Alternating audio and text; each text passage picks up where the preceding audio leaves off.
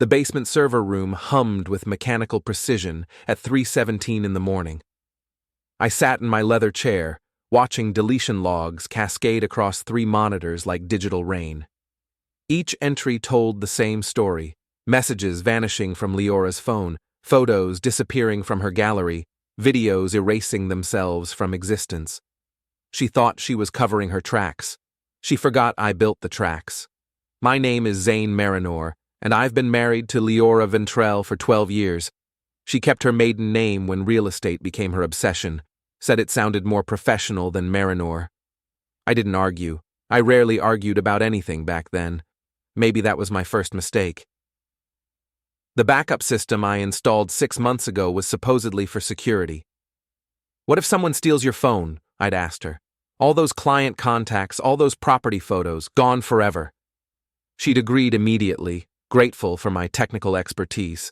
She even helped me set up the automated sync, watching as I configured every app, every folder, every hidden cache to mirror perfectly to my secure server. Every word, photo, and video automatically saved to my server. The irony wasn't lost on me. The woman who lived her life through her phone, who documented every meal and every moment, had no idea that deletion meant nothing in my world. In her world, pressing that little trash icon made problems disappear. In my world, it just moved them to a different folder. I clicked on tonight's recovery batch. 47 deleted text messages, 12 deleted photos, and 3 deleted videos. All time-stamped within the last hour. All automatically restored to my archive within seconds of their supposed destruction. The first message made my stomach twist. Can't wait to feel you inside me again tomorrow. The response came from a number I didn't recognize. Same here, baby. Your husband still clueless? Completely. He's so buried in his computers, he wouldn't notice if I brought you home for dinner. I leaned back in my chair, staring at the screen. The rational part of my brain wanted to believe this was some kind of mistake, a wrong number, a prank. But the photos that followed made denial impossible. My wife of 12 years, naked from the waist up, posing in what looked like a hotel bathroom. The same bathroom from the Hampton Inn downtown. I recognized the distinctive marble pattern from when we'd stayed there for our anniversary 2 years ago. The videos were worse. Much worse. I saved everything to a secure folder and encrypted it with military-grade protection. Then I sat in the darkness, listening to the server fans whir and wondering when my marriage had become a lie. Liora was upstairs sleeping, probably dreaming about her mysterious lover. Our daughter Mila was at her friend's house for the weekend. The house felt empty, hollow, like someone had scooped out its soul and left only the shell behind. I'd always been the technical one in our relationship. I fixed the computers, managed the home network, handled all the digital aspects of our lives. Liora called me her tech wizard when she needed something, and ignored me completely when she didn't.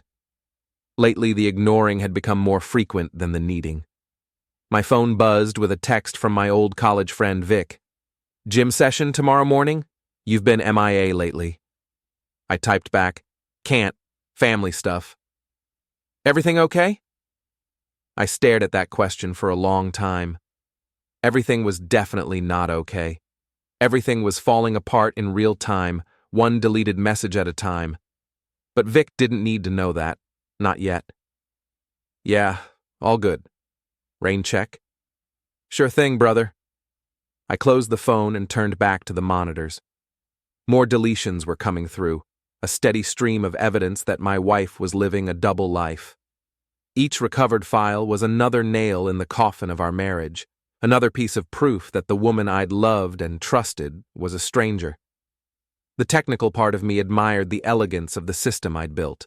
Cloud synchronization at its finest, seamless, invisible, and absolutely thorough.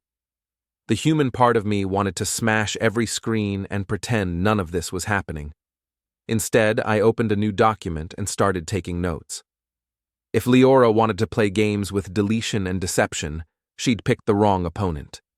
I didn't just understand technology, I understood information warfare, and in that particular battlefield, I held every advantage. The server hummed louder, processing another batch of recovered files. I smiled grimly in the blue glow of the monitors. She thought deleting messages would hide her affair. She was about to learn how wrong she could be. Morning came with the smell of coffee and the sound of Liora's heels clicking against our kitchen tiles. I sat at the breakfast table, laptop open, pretending to work on a client's computer repair estimate. Really, I was organizing the evidence from last night into a comprehensive timeline. "You're up early," she said, not looking at me as she poured coffee into her travel mug. "Couldn't sleep. Big project due today." The lie came easily. I'd gotten good at lying lately. Learned from the master, apparently. She wore her navy blue power suit, the one she claimed made her look authoritative during property showings. Her blonde hair was pulled back in that severe bun she favored for important meetings. Everything about her appearance screamed professional success, from her diamond earrings to her designer handbag.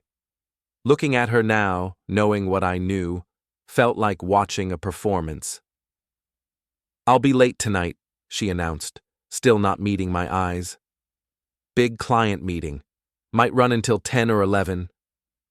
According to the recovered messages, her big client meeting was actually a romantic dinner at Romano's with someone named Trent Calloway. The reservation was for 7:30. She'd made it using her personal credit card, the one she thought I didn't monitor. "No problem," I said. "I'll order pizza." She finally looked at me, and for a moment I saw something flicker across her face. Guilt, relief. It was gone too quickly to identify. "Zane, are you okay? You seem different lately." Different. That was rich. I was different because I'd discovered my wife was cheating, but she was asking like it was my problem to solve. "Just tired. This client has a nasty virus on their system. Keeps me up at night thinking about solutions." She nodded absently, already mentally somewhere else. Probably thinking about what to wear for Trent. "Well, don't work too hard. You know how you get when you obsess over technical problems." She kissed my forehead, a patronizing peck that felt like a betrayal, and headed for the door. I waited until I heard her car pull out of the driveway before opening the laptop's hidden partition. Trent Calloway. I'd spent 2 hours researching him after finding his number in Liora's recovered messages.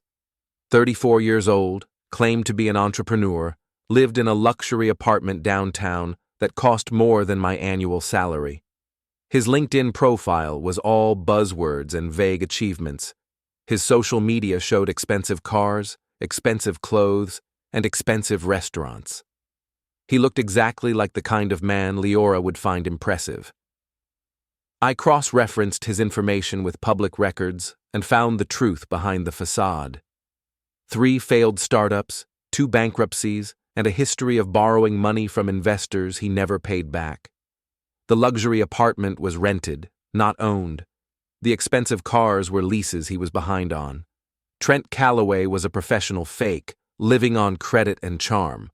Perfect for my wife, who'd become something of a professional fake herself. My phone rang. The caller ID showed my client, Mrs. Henderson, whose computer I was supposed to be fixing. "Hi, Mrs. Henderson, how's the system running?" "Oh, Zane, it's wonderful. You're a miracle worker. I can't thank you enough." "Just doing my job. Remember to run those security scans I showed you." "Of course, dear. You know, you should really start your own business. You're wasted working for other people." I'd heard that advice before. Liora used to say the same thing, back when she still pretended to care about my career. Now she barely acknowledged what I did for a living, except when she needed her own devices fixed. After hanging up, I returned to my research. The recovered messages painted a clear picture of the affair's timeline. It started 3 months ago at a real estate networking event. Trent had approached Liora, claiming he was looking for investment properties. She'd given him her business card. He'd texted her that same night. The messages started professionally, but turned personal within a week. By the second week, they were meeting for coffee. By the third week, Coffee had become drinks. By the fourth week, drinks had become hotel rooms. Reading through their conversations was like watching my marriage dissolve in real time. Every sweet message Trent sent her was a message she wasn't sending me. Every photo she shared with him was intimacy she was withholding from me. Every plan they made together was time stolen from our family. But what really got to me wasn't the romance. It was the contempt. The way they talked about me like I was an obstacle to be managed rather than a person to be considered. "He's so predictable," one of her messages read. "Same routine every day, work, computer, bed, no ambition, no passion, not like you." Trent's response: "Sounds boring as hell. What did you ever see in him?" "Security, I guess. Stability. But I'm realizing there's more to life than being safe." Security. Stability. I was the insurance policy she'd grown tired of paying premiums on. I closed the laptop and walked upstairs to our bedroom. Everything looked normal. Our wedding photo on the dresser, her clothes scattered on the chair, the romance novel she was reading on her nightstand. But normal was an illusion now. This room, this house, this life, all of it was built on lies. In her closet, I found the dress she'd bought last week. Black, expensive, with the tags still attached. She'd told me it was for work, but according to her messages, she'd bought it specifically for Trent. "Wait until you see what I'm wearing tomorrow night," she'd texted him. "You won't be able to keep your hands off me." I left everything exactly as I'd found it and went back to the basement. The server was still humming, still collecting evidence, still building my case. Every deleted message, every hidden photo, every secret video, all of it flowing directly into my archive. She thought she was being careful. She thought deletion meant disappearance. She had no idea that in my world, nothing ever truly disappeared. The pattern emerged after 48 hours of data analysis. I sat in my basement command center, surrounded by printouts and timelines, mapping the architecture of my wife's deception like a forensic accountant tracking embezzlement. Liora's affair followed a rhythm as predictable as code. Messages clustered between 11 p.m. and 1 a.m. after she thought I was asleep. Lunch hour exchanges happened every Tuesday and Thursday, when she claimed to be showing properties across town. Weekend communications spiked whenever our daughter Mila visited friends or attended sleepovers. The gaps told their own story. Radio silence during family dinners, nothing during our rare date nights, complete blackouts when we traveled together. She compartmentalized her betrayal with surgical precision, keeping her two worlds separate until she could safely delete the evidence. Except the evidence never actually disappeared. I'd organized everything into spreadsheets, timestamps, message content, location data from her phone's GPS. The metadata painted a picture more detailed than any private investigator could have assembled. I knew exactly where she was during every lie, exactly when she was texting him while pretending to listen to me talk about my day. Tuesday, 2:47 p.m. "Wish you were here instead of showing this boring couple around?" That was the day she'd claimed to be working with first-time homebuyers. I'd made her favorite dinner and waited until 9 p.m. for her to come home. She'd walked in complaining about difficult clients, how exhausting it was to deal with people who didn't know what they wanted. The GPS data showed she'd spent 3 hours at Trent's apartment. Thursday, 11:23 p.m. "Can't stop thinking about this afternoon. You drive me crazy." That was the night she'd claimed a headache and gone to bed early. I'd brought her aspirin and water, kissed her forehead, told her to feel better. She'd waited exactly 47 minutes after I left the room to start texting him. The messages revealed a woman I didn't recognize. This version of Liora was passionate, spontaneous, adventurous, everything she used to be with me but hadn't been in years. She sent him photos she'd never sent me, shared fantasies she'd never shared with me, made plans for a future that didn't include me. "I'm thinking of leaving him," she'd written 3 weeks ago. "This can't go on forever." Trent's response was telling. "Are you sure? Divorce can get messy. Maybe we should keep things simple for now." Translation: He wanted the excitement of an affair without the responsibility of a relationship. He wanted her available, but not dependent, passionate, but not permanent. Classic player mentality, all the benefits, none of the commitment. But Liora didn't see it that way. Her messages grew more desperate, more demanding. She wanted promises he wouldn't give, guarantees he couldn't provide. She was falling in love with a man who saw her as entertainment. "Tell me you love me," she'd written yesterday. His response came 6 hours later. "You know I do, baby." Not "I love you," just "you know I do." The kind of non-answer that sounded like commitment, but promised nothing. I almost felt sorry for her. Almost. My phone buzzed with a text from Vic. "Haven't seen you at the gym in weeks. You better not be turning soft on me." I stared at the message, remembering when my biggest concerns were workout schedules and weekend plans. That version of my life felt like ancient history now. "Been busy with work," I typed back. "Work or wife trouble?" Vic always could read between the lines. We'd been friends since college, roommates for 2 years, best man at each other's weddings. He'd seen me through breakups, job changes, family drama. But this was different. This was bigger than anything I'd dealt with before. "Just work," I lied. "Bullshit. Come by the gym tomorrow. We need to talk." I set the phone aside and returned to the data. The most recent messages were the most damaging. Liora and Trent weren't just having an affair anymore. They were planning my exit from the picture. "He's been acting strange lately," she'd written. "More suspicious. I think he might be catching on. Maybe it's time to accelerate our timeline." "What do you mean?" "Make him want the divorce. Make it his idea. That way, you get sympathy instead of blame." They were strategizing my emotional destruction like a business plan.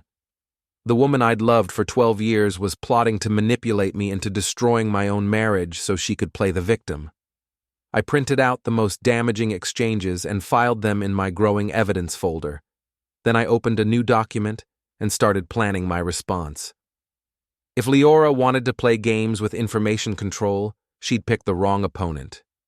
I understood data architecture better than anyone. I knew how to build systems, how to break them, how to make information appear and disappear at will. More importantly, I understood human psychology, how people reacted when their secrets were exposed, how they behaved when their carefully constructed lies collapsed. Liora thought she was managing the narrative of our marriage's end. She thought she controlled the flow of information, the timing of revelations, the public perception of our relationship. She was about to learn that in the digital age, whoever controls the servers controls the story, and I built the servers. "You're being paranoid again." Liora stood in our kitchen, coffee mug in hand, looking at me with that expression I'd learned to hate, part pity, part condescension, all dismissal. She'd perfected that look over the past few months, using it whenever I asked uncomfortable questions or noticed inconsistencies in her stories. "I'm not being paranoid," I said, keeping my voice level. "I'm asking why you came home at midnight when you said you'd be done by 9. The clients change their minds about 3 different properties. These things happen in real estate, Zane. You wouldn't understand because you don't work with people." There it was. The subtle put-down wrapped in explanation. I worked with people every day, fixing their computers, solving their problems, listening to their frustrations. But in Liora's narrative, I was just a basement-dwelling tech guy who couldn't comprehend the complexities of her important career. According to the recovered messages, she'd spent those extra 3 hours at Trent's apartment, not showing properties to indecisive clients. The GPS data was crystal clear.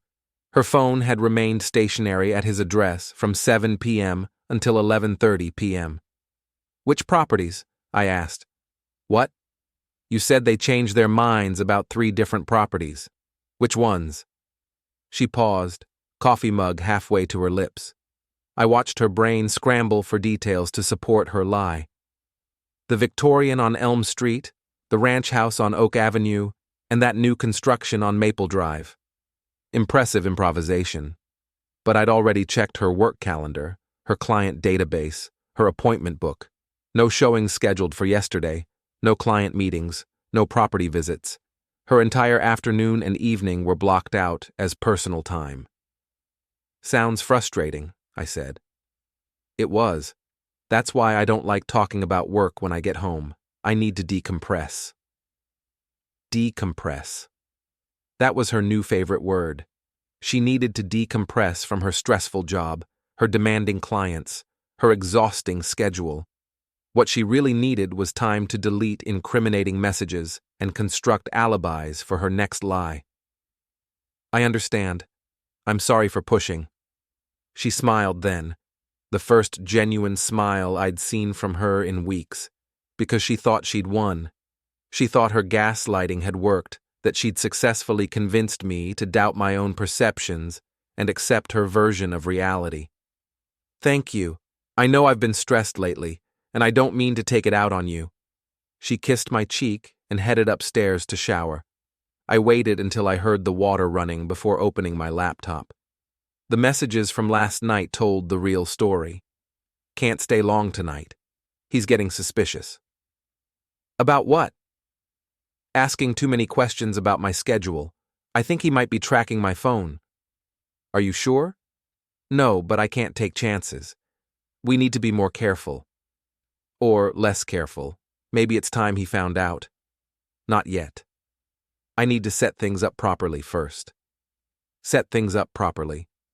She wasn't just cheating, she was orchestrating the entire collapse of our marriage to maximize her advantage. Every lie, every manipulation, every moment of gaslighting was part of a larger strategy to position herself as the victim when everything fell apart. But she'd made one crucial miscalculation. She assumed I was the same trusting, naive husband I'd been 6 months ago. She assumed I'd accept her explanations, doubt my own instincts, and gradually convince myself that our marriage's problems were my fault. She had no idea I was building a case against her, with the precision of a prosecutor preparing for trial. My phone rang. The caller ID showed my sister Jenny calling from Seattle. Hey, stranger. Haven't heard from you in forever. Hi, Jen. Just busy with work. And how's Liora? Still conquering the real estate world? I looked toward the stairs, listening to the shower run. She's doing great. Really successful. You don't sound convinced. Everything okay? Jenny had always been perceptive. Even as kids, she could tell when I was hiding something or struggling with a problem. But this wasn't the kind of problem you discussed over the phone with your sister. Just tired. Big project at work. Zane, I know you. You're not just tired. What's going on? I almost told her. The words were right there, ready to spill out. My wife is having an affair. She's lying to me every day. She's planning to destroy our marriage and make it look like my fault. But saying it out loud would make it real in a way that data and evidence couldn't. Nothing I can't handle, I said finally. Okay, but you know you can call me anytime, right? Day or night. I'm here if you need me. I know. Thanks, Jen. After hanging up, I returned to the evidence files. The timestamps were particularly damaging. They proved that Liora's version of events was impossible. She couldn't have been showing properties when her phone was stationary at Trent's apartment. She couldn't have been in client meetings when she was sending explicit messages. She couldn't have been working late when she was planning romantic getaways. Every lie was documented, time-stamped, and preserved. When the time came to confront her, I'd have an unbreakable chain of evidence. No more gaslighting, no more manipulation, no more making me question my own sanity. The shower stopped running upstairs. I closed the laptop and went back to pretending everything was normal. But normal was just another lie now, and I was getting tired of lies. The draft folder on Liora's phone was a goldmine of premeditated deception. She'd written 17 different versions of our breakup conversation, each one carefully crafted to paint me as the villain and her as the victim. The messages auto-saved to my server every time she edited them, creating a timeline of her evolving strategy. Draft number 1. Zane, I think we need some time apart. You've become so controlling and suspicious lately. Draft number 7. I can't live like this anymore. Your paranoia is suffocating me. I need space to figure out who I am. Draft number 12. I've been thinking about our marriage, and I realize we want different things. Maybe we'd both be happier apart. Draft number 17. I love you, but I'm not in love with you anymore. I think it's time we both moved on. She was workshopping our divorce like a marketing campaign, testing different approaches to see which one would generate the most sympathy and the least blame. The evolution from controlling to different things to not in love anymore showed her calculating mind at work, refining her narrative until she found the perfect balance of sadness and inevitability. But the real revelation was in her notes app, where she'd outlined her entire exit strategy. Timeline for separation. 1. Establish pattern of Z being suspicious, us controlling. 2. Create distance, more work events, girls' nights, etc. 3. Suggest marriage counseling, make him refuse. 4. Move into spare bedroom for my emotional well-being. 5. Ask for trial separation. 6. File for divorce, cite irreconcilable differences.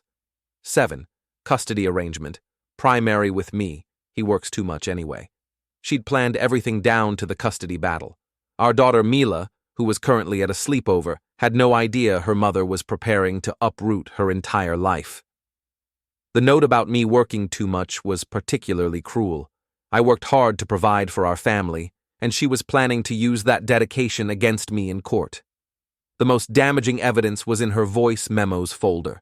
She'd been recording our conversations for weeks, but only specific parts. Moments when I sounded frustrated, tired, or short-tempered. She'd edited out the context, the provocation, her own contributions to any tension. What remained were audio clips that made me sound unreasonable and difficult. She was building a case against me using my own words, carefully curated to support whatever narrative she planned to present to lawyers, friends, and family. My phone buzzed with a text from Vic. Jim, tomorrow, 6 a.m., no excuses. I needed to see him. I needed to talk to someone who knew me before all this started, someone who could remind me who I really was underneath the paranoia and surveillance and evidence gathering. I'll be there, I typed back. Good. Bring your game face.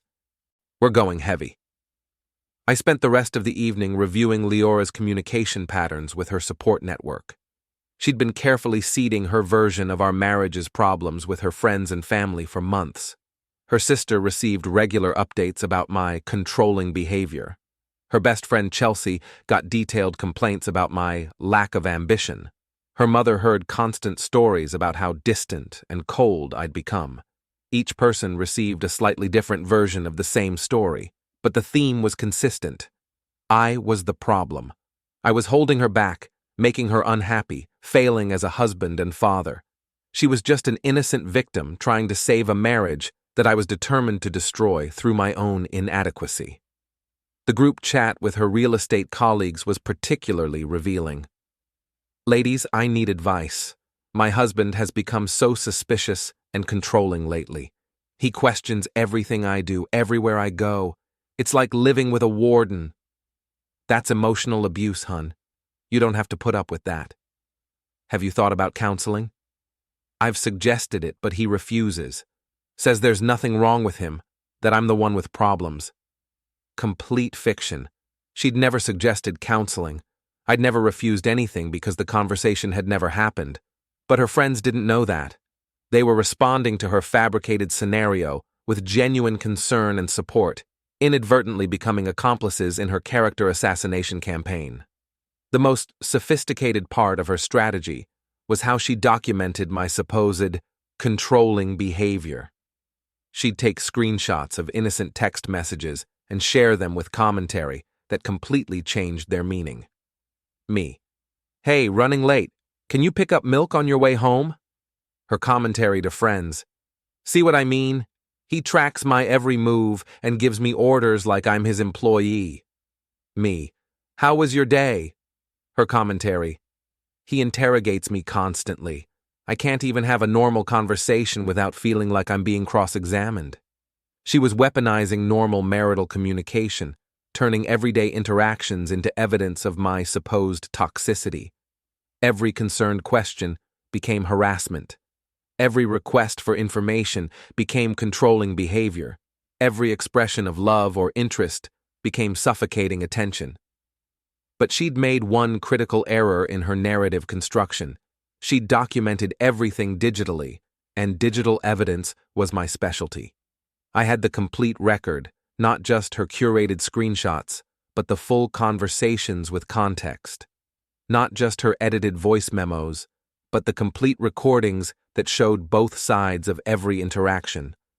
Not just her victim narrative, but the evidence of her affair, her lies, and her systematic campaign to destroy my reputation. When the time came to tell the real story, I'd have receipts for everything. She thought she controlled the narrative because she controlled the information her audience received.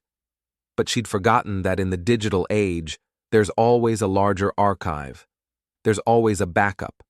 There's always someone with root access to the servers, and I was that someone. The policy changes appeared in my email at 2:17 a.m. on a Tuesday, buried in the automated notifications I usually ignored. MetLife was confirming updates to our joint life insurance policy, beneficiary modifications, coverage adjustments, premium restructuring, standard administrative language that most people would scan and delete. But I wasn't most people. I read every line. Liora had changed the primary beneficiary from spouse to Trent Calloway 3 weeks ago. The secondary beneficiary, previously our daughter Mila, had been changed to Chelsea Brand, her best friend and apparent co-conspirator. The coverage amount had been increased from $250,000 to $500,000, with premiums now routing through an account I'd never seen before. She'd forged my signature on the electronic documents. The digital signature looked perfect. She'd obviously practiced or used software to replicate my authorization. But the timestamp told the real story. The documents were signed at 11:47 p.m. on a night when I was provably at my client Mrs. Henderson's house, fixing her computer system. I had the invoice, the time logs, and Mrs. Henderson's testimony if needed. Liora couldn't have known about that service call because I'd received it as an emergency request after she'd gone to bed. Her alibi for my signature was already destroyed, but the insurance fraud was just the beginning. A deeper dive into our financial records revealed a pattern of systematic theft that had been going on for months. Small amounts at first, $200 here, $500 there, transferred from our joint savings to an account I couldn't access. The transfers were always made during business hours when I was working, always in amounts small enough to avoid triggering automatic alerts. She'd been funding her affair with our money. The hotel rooms, the expensive dinners, the gifts for Trent, all of it paid for with funds she'd stolen from our family's future. The most damaging discovery was in her investment account. She'd liquidated our daughter's college fund without my knowledge, forging another electronic signature to authorize the transaction. $18,000 that we'd saved over 12 years, gone. The money had been transferred to something called VentCal Enterprises, a business entity that didn't exist in any corporate database I could find. My phone rang. The caller ID showed my accountant, Dave Morrison. "Zane, we need to talk. I've been reviewing your tax documents for next year, and there are some irregularities I don't understand." "What kind of irregularities?" "Investment losses, business deductions, charitable contributions, all filed under your Social Security number, but I don't have any supporting documentation. Did you start a business this year?" "No." "What business?" "ZM Consulting Services. According to the IRS, you've been operating it for 6 months. Significant losses, which is why you qualified for the deductions. But Zane, if you didn't start this business, someone else did, using my identity." "That's what I was afraid of. You need to get down here immediately, and you might want to call a lawyer." I hung up and stared at the screen. Liora hadn't just been planning to leave me. She'd been systematically destroying my financial life to ensure I couldn't recover. The fake business, the fraudulent deductions, the tax liability, all of it designed to leave me buried in debt and legal problems while she started fresh with Trent. But she'd underestimated my technical skills. Every forged signature, every fraudulent transaction, every illegal transfer was documented in digital records she didn't know I could access. Bank logs, IP addresses, device fingerprints. I had a complete forensic trail of her criminal activity. More importantly, I had the recovered messages where she discussed the plan with Trent and Chelsea. The insurance thing worked perfectly. He'll never notice until it's too late. What about the tax situation? Dave will handle it. I told him Z started a consulting business and forgot to mention it. Men are so disorganized with paperwork. You're brilliant, baby. He won't know what hit him. That's the point. By the time he figures it out, we'll be long gone. They were planning to disappear with our money, leaving me holding the bag for crimes I didn't commit. The insurance policy would pay out to Trent in the event of my accidental demise, but even if I survived, the financial destruction would be complete. I'd be facing tax fraud charges, identity theft investigations, and bankruptcy proceedings while they lived comfortably on stolen funds. It was a sophisticated plan, and it might have worked against someone who didn't understand digital forensics. But they'd made one crucial mistake. They documented everything electronically, and electronics always left traces. I spent the next 4 hours building a comprehensive evidence file. Bank records, insurance documents, forged signatures, incriminating messages, everything organized and cross-referenced with timestamps and metadata. When I was finished, I had a case that would not only clear me of any wrongdoing, but would send all 3 of them to federal prison for fraud, identity theft, and conspiracy. But prison wasn't my goal. Prison was too easy, too clean, too removed from the real consequences of their actions. I wanted something more personal, more immediate, more devastating to the lives they'd built on lies and stolen money. I wanted justice served at room temperature, with a side of public humiliation, and I knew exactly how to deliver it. The court filing appeared in the restricted access database at 4:33 a.m., 3 days before Liora planned to serve me with papers. I discovered it during my routine monitoring of legal databases, a habit I'd developed since learning about her exit strategy. The document was sealed, marked confidential, but courthouse security was designed to keep out amateurs, not professionals who understood network architecture. Trent v. Merrinor. Petition for legal separation with preliminary injunction. She was asking the court to remove me from our house, freeze our joint accounts, and grant her temporary custody of Mila based on allegations of financial abuse, emotional manipulation, and increasingly erratic behavior. The supporting documentation painted me as a controlling, possibly dangerous husband who monitored her communications, restricted her access to money, and created an atmosphere of fear in our home. Every accusation was a twisted version of reality. My monitoring of communications was the backup system she'd agreed to. The restricted access to money referred to my questions about unexplained expenses I now knew were funding her affair. The erratic behavior was my natural response to discovering my wife's systematic betrayal and fraud. But the most damaging allegation was buried on page 12. Respondent has made veiled threats regarding consequences if petitioner attempts to leave the marriage, including statements about making her pay and ensuring she gets what she deserves. I'd never said anything remotely resembling those quotes. The closest I'd come was telling her that actions have consequences, a general life philosophy, not a specific threat. But in her legal filing, my abstract observations about accountability became sinister warnings about retaliation. The attached evidence was even more manipulative.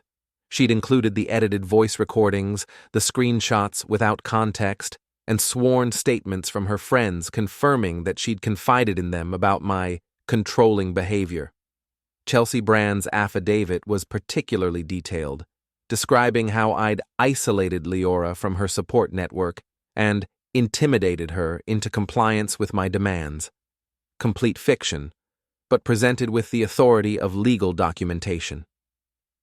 The most sophisticated aspect of her strategy was the timeline. She'd backdated the petition to make it appear that she'd been planning to leave for months, not weeks. The document claimed she'd been documenting incidents since last year, building a case slowly and carefully because she was afraid of respondents' reaction to any attempt at separation. She was rewriting history to make her premeditated affair look like an escape from an abusive marriage. But she'd made several critical errors in her legal strategy. First, she'd claimed I had exclusive control over our finances, but the bank records showed her accessing and transferring funds freely. Second, she'd alleged that I monitored her communications without consent, but I had her written agreement to the backup system. Third, she'd described me as increasingly isolated and paranoid, but my work records showed regular interaction with clients and colleagues. Most importantly, she'd filed the petition before establishing legal grounds for her claims.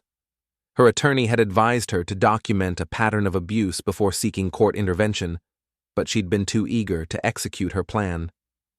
The sealed filing was premature, legally questionable, and easily challengeable with the right evidence. Evidence I had in abundance. I printed the entire filing and added it to my growing case file. Then I cross-referenced every allegation with my archive of recovered messages, looking for contradictions and lies. The results were devastating to her credibility. On the same day she claimed to be afraid for her safety, she'd texted Trent, "Z is so predictable. He suspects nothing." During the week she described as particularly threatening, her messages showed her planning a romantic weekend getaway. The voice recording she claimed captured me screaming at her was actually me raising my voice to be heard over the garbage disposal, asking if she wanted coffee. Every piece of evidence in her legal filing was contradicted by her own digital communications. She'd built her case on lies, and I had the receipts to prove it. But the sealed filing revealed something even more important. She wasn't working alone. The legal strategy was too sophisticated for her to have developed independently. Someone with experience in family law had coached her through the process, helped her construct the narrative, advised her on timing and documentation. I suspected Chelsea Brand, who'd gone through a messy divorce 2 years ago and had plenty of experience with manipulation tactics, but the messages between them were carefully vague, using coded language that suggested they knew they were being monitored. "Did you talk to your friend about the situation we discussed?" "Yes. She says timing is everything. Move too fast and it looks calculated." "What about the other thing?" "That's handled. Everything's in place." They were communicating like conspirators, aware that their words might be scrutinized later. But their caution worked against them. The vague references and coded language made them sound guilty, even when I couldn't prove what they were discussing. The sealed filing was supposed to be Liora's secret weapon, her surprise attack that would catch me off guard and unprepared. She planned to serve me with papers on Friday afternoon, giving me no time to respond before the weekend. By Monday morning, I'd be legally removed from my own house, separated from my daughter, and facing a court battle with limited resources and damaged credibility. It was a solid plan. It might have worked against someone who didn't know it was coming. But I knew everything.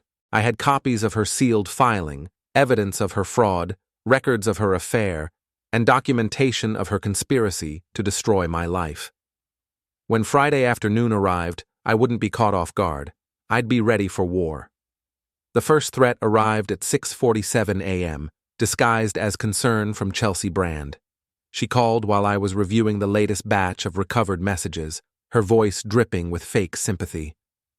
"Zane, I'm worried about Liora. She's been so stressed lately, and I think she's afraid to talk to you about it." "Afraid of what?" "She mentioned that you've been asking a lot of questions about her schedule, checking up on her. She's starting to feel like you don't trust her." The irony was breathtaking. My wife was cheating, committing fraud, and planning to destroy my life. But somehow I was the problem for noticing inconsistencies in her lies. I trust my wife, Chelsea.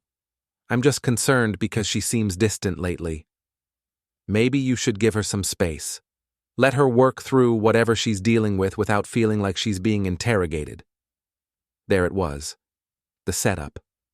Chelsea was establishing the narrative that I was controlling and suspicious, laying groundwork for whatever came next.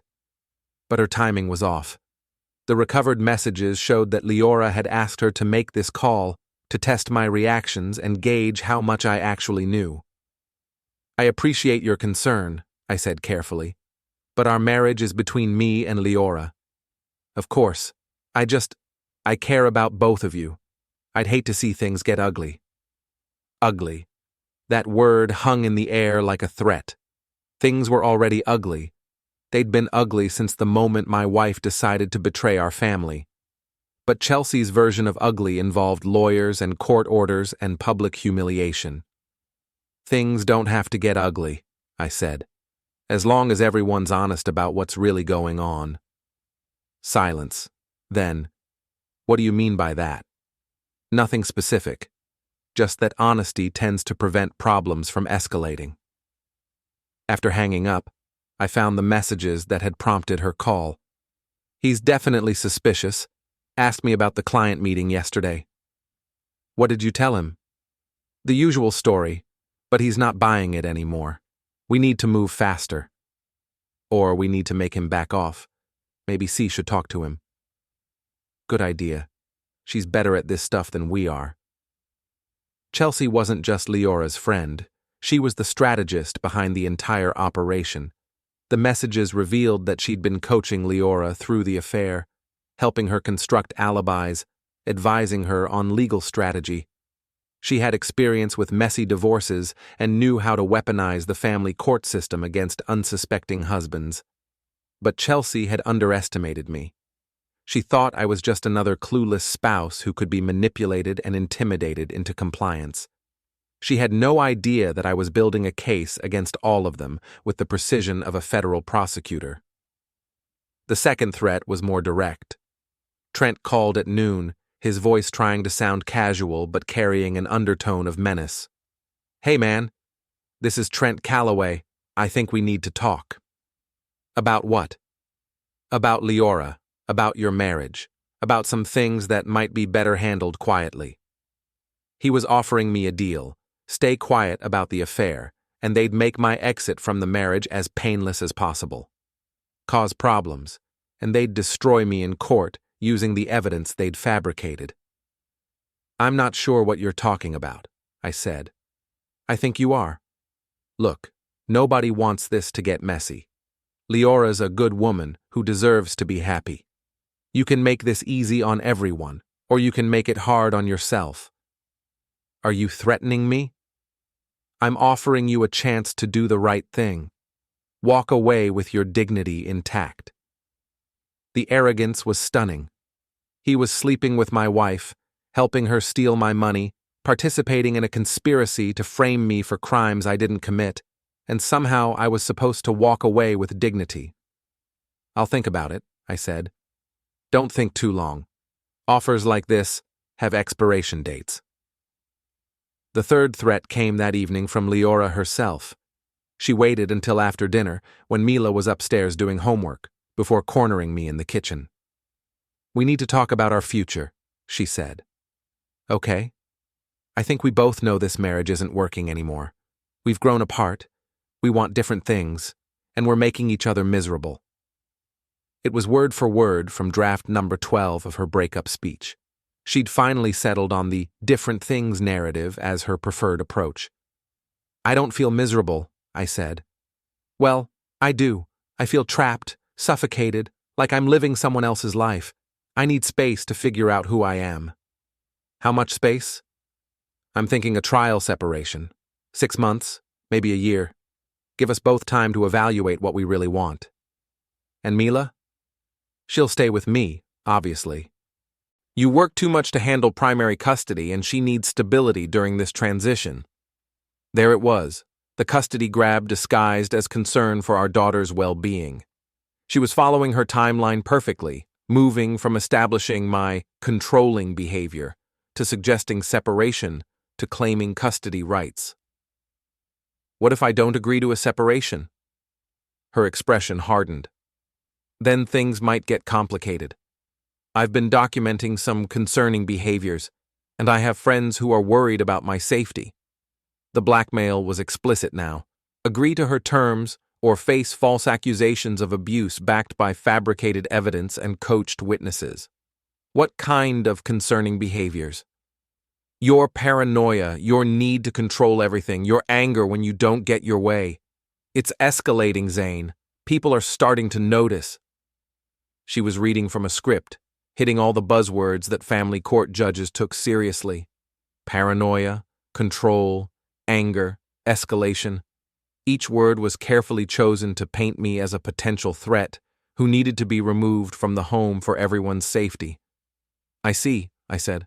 I hope you do, because I'd hate for this to get ugly, for Mila's sake, if nothing else. There was that word again, ugly. The threat was clear. Cooperate with her plan, or she'd destroy my reputation, my relationship with my daughter, and my financial future using the legal system as her weapon. But she'd made one critical mistake in her blackmail strategy. She'd assumed I was operating from a position of weakness, that I was desperate to avoid public exposure of our marital problems. She thought I'd cave under pressure and accept whatever terms she offered. She had no idea that I'd been recording every conversation, documenting every threat, and building a case that would expose her conspiracy in devastating detail. The blackmail was about to backfire in ways she couldn't imagine. The opportunity came on Thursday evening when Liora thought she was being clever. She'd left her laptop open on the kitchen counter while she went upstairs to shower, probably expecting me to snoop through her files and find carefully planted evidence of my own paranoid behavior. Instead, I activated the screen recording software I'd installed weeks ago and prepared to ask one simple question. When she came back downstairs, hair still damp, I was sitting at the counter with 2 cups of coffee. "Thought you might want some," I said, gesturing to her cup. "Thanks." She seemed surprised by the gesture. We hadn't shared coffee in months. "What's the occasion?" "No occasion. Just thought we should talk." She tensed immediately. "About what?" "About us. About where we're headed. About whether we can fix this." I watched her process the question, saw her mentally shift gears from defensive to strategic. This was her chance to execute the separation speech she'd been rehearsing. "I've been thinking about that too," she said carefully. "And honestly, I'm not sure we can go back to the way things were." "Why not?" "Because too much has changed. We've both changed. We want different things now." "What do you want?" "I want to feel alive again. I want passion, excitement, spontaneity. I want to be with someone who makes me feel like I'm the most important person in their world. And I don't make you feel that way? Not anymore. And I don't think it's your fault. We just grew apart. It happens." She was sticking to the script, hitting all the talking points she'd workshopped in her drafts. But I could see the calculation behind her words, the careful construction of a narrative that absolved her of blame while justifying her actions. "Is there someone else?" I asked. The pause was microscopic, barely perceptible, but I caught it. Her brain scrambled for the right response: denial, deflection, or strategic admission. "What do you mean?" "I mean, is there another man? Someone who makes you feel alive and passionate and important?" "Zane, that's not..." "Why would you ask that?" "Because you're describing feelings that come from being with someone new, not feelings that come from being alone." Another pause. Longer this time. She was weighing her options, calculating the risks and benefits of different responses. "There might be someone," she said finally. "Nothing serious, just someone who reminds me of what I've been missing." It wasn't a full confession, but it was an admission. She'd acknowledged the existence of another man while minimizing the relationship's significance. Classic affair playbook: admit to the minimum necessary to maintain credibility. How long has this been going on? It's not going on. We've talked a few times, had coffee. It's not what you think. What do I think? That I'm having some torrid affair. That I'm sneaking around behind your back, lying to you, betraying our marriage. The irony was perfect. She was describing exactly what she was doing while denying that she was doing it. Are you? Am I what? Sneaking around behind my back, lying to me, betraying our marriage. She looked directly at me then, and I saw something flicker across her face. Not guilt, calculation. She was deciding how much truth to reveal, how much she could admit without destroying her legal strategy. I've been dishonest about some things, she said slowly. About where I go sometimes, who I talk to. But it's not because I wanted to hurt you. It's because I was afraid of how you'd react. Afraid of what? Your anger, your need to control everything. I knew if I told you about him, you'd forbid me to see him, and I wasn't ready for that conversation. She was flipping the script, making her deception my fault. In her version, she'd been forced to lie because of my controlling behavior, not because she was having an affair. So you lied to protect me from my own reaction? I lied to protect both of us from a fight that didn't need to happen. What kind of fight? The kind where you demand I choose between you and him, where you make ultimatums and threats, where you try to control who I can and can't see. And what would you choose? The question hung in the air between us. This was the moment of truth, the point where she had to reveal her real intentions. I don't know, she said quietly. I honestly don't know. But her laptop screen told a different story. The messages I could see reflected in the black surface showed her conversation with Trent from an hour ago. Having the talk with Z tonight. Wish me luck. His response, you've got this, baby. Soon we'll be together for real. Her reply, can't wait. I love you. She knew exactly what she would choose. She'd already chosen. The confession was just theater, designed to make me think I still had a chance while she maneuvered me into the position she wanted. I appreciate your honesty, I said. Do you? Because you look angry. I'm not angry. I'm disappointed. But I appreciate you finally telling me the truth. Not the whole truth, she said, and I realized she was testing me, seeing how much I actually knew. What's the rest of it? The rest is that I think I'm falling in love with him, and I think our marriage might be over. There it was, the confession I'd been waiting for.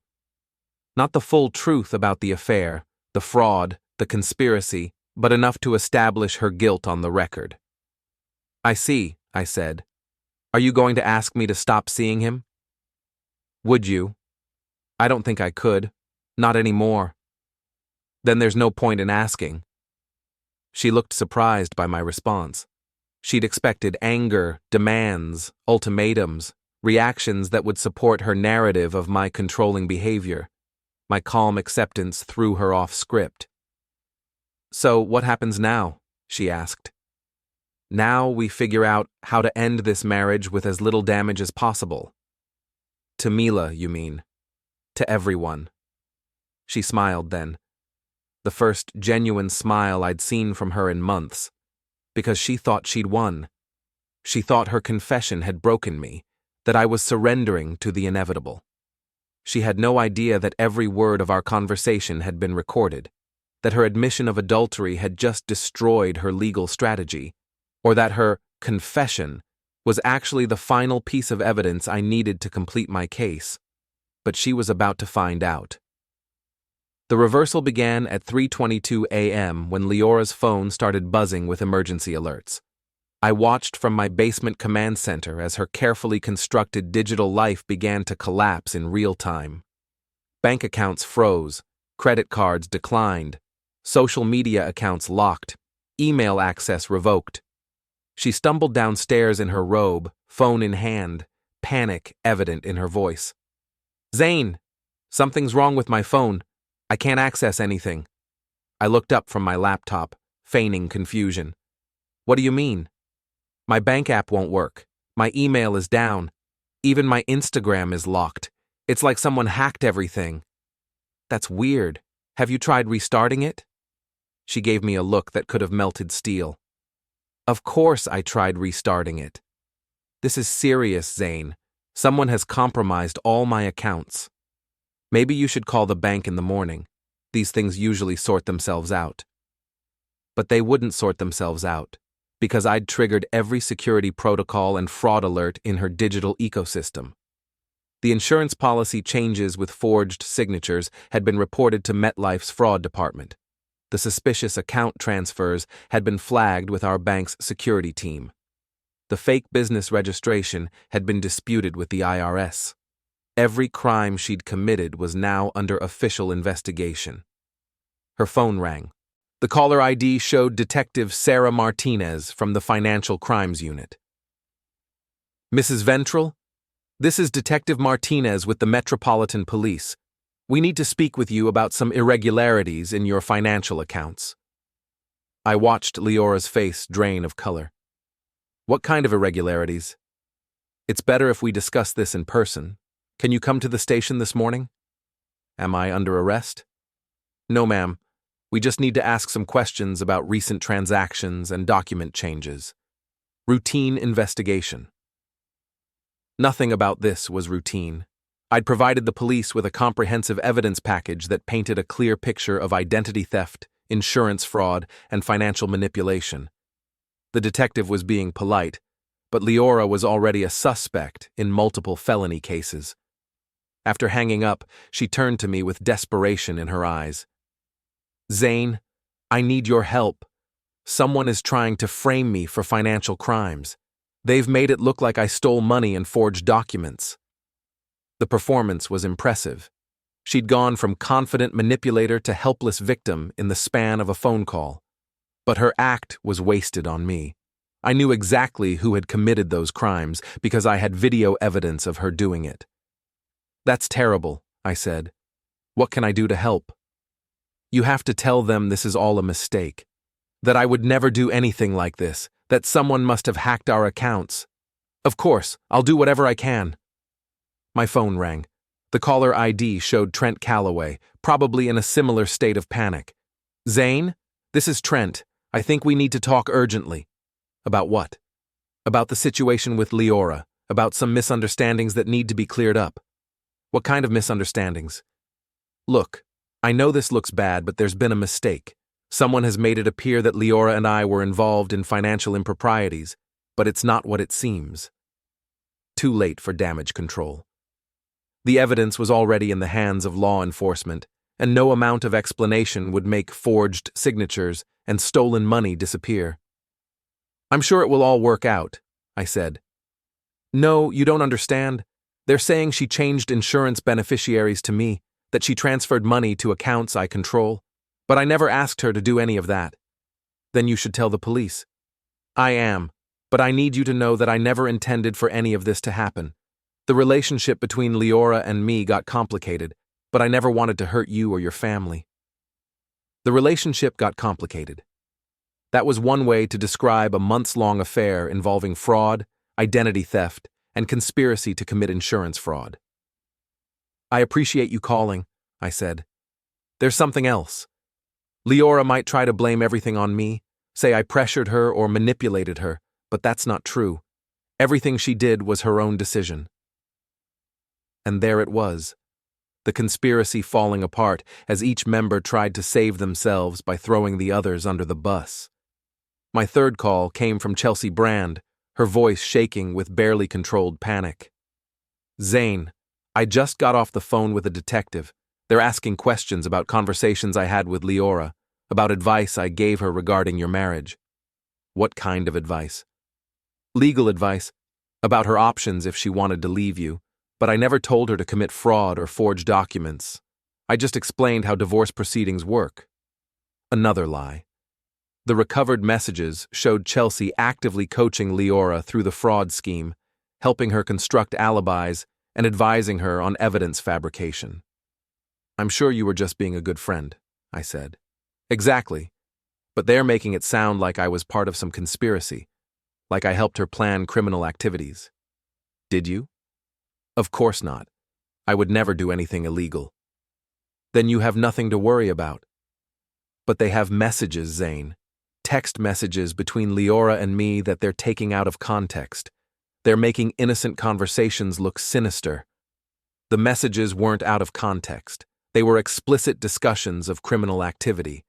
But Chelsea was realizing that her coded language and careful phrasing wouldn't protect her from federal prosecutors who specialized in conspiracy cases. Maybe you should get a lawyer, I suggested. I can't afford a lawyer. I was wondering if you might be willing to help clear this up. Tell them that Liora was just confused, that she wasn't thinking clearly. I'll tell them the truth about what I observed. What does that mean? It means I'll answer their questions honestly. The silence on the other end told me she understood. I wasn't going to lie for her. I wasn't going to cover up their crimes. I was going to let the evidence speak for itself. Within 6 hours, all 3 conspirators had called me begging for help, trying to minimize their involvement, attempting to shift blame to each other. The hunter had become the hunted, and they were discovering that running from federal investigators was much harder than manipulating a trusting spouse. But this was just the beginning. The legal consequences were only one part of my revenge plan. The real justice was about to begin. The block party was Chelsea's idea, though she'd never admit it now. 3 weeks after the arrests, while Liora, Trent, and Chelsea were all out on bail awaiting trial, she'd suggested a neighborhood gathering to restore community spirit. What she really wanted was a chance to rehabilitate their public image, to present themselves as victims of a misunderstanding rather than perpetrators of a conspiracy. I helped organize the event. The whole neighborhood showed up, families with children, elderly couples, teenagers with smartphones ready to capture drama. Someone had rented a projector and screen for a slideshow of community memories. The setup was perfect for what I had planned. Liora arrived fashionably late, wearing a sundress that probably cost more than most people's monthly rent. She'd hired an expensive lawyer and was trying to project confidence, but I could see the strain around her eyes. 3 weeks of legal proceedings had taken their toll. Trent came separately, keeping his distance from Liora on advice of counsel. His expensive clothes couldn't hide the fact that his assets were frozen and his credit destroyed. The luxury apartment was gone, the leased cars repossessed. He was staying in a motel on the outskirts of town. Chelsea arrived with her husband, who'd stood by her despite everything. He was a good man who deserved better than a wife who'd spent months plotting to destroy someone else's family. But loyalty made people blind sometimes. I waited until the crowd was at its largest, until everyone was relaxed and enjoying the community atmosphere. Then I approached the volunteer running the slideshow. Mind if I add a few photos to the presentation? Some recent neighborhood activities? Sure, Zane. Just plug in your drive. The first few images were innocent. Community events, local businesses, children playing in the park. Then the tone shifted. Screenshots of text messages appeared on the 20-foot screen, enlarged for everyone to read. Can't wait to feel you inside me again tomorrow. Your husband still clueless? Completely. He's so buried in his computers, he wouldn't notice if I brought you home for dinner. The crowd fell silent. Parents covered their children's eyes. Teenagers pulled out their phones to record the drama. Liora's face went white as she realized what was happening. Zane, stop this, she hissed, pushing through the crowd toward me. But I wasn't controlling the presentation anymore. The slideshow was automated, programmed to run through hundreds of recovered messages, photos, and documents. The insurance fraud paperwork appeared next, with Liora's forged signature highlighted in red. Then came the bank transfer records, showing systematic theft from our joint accounts. This is private information, Trent shouted.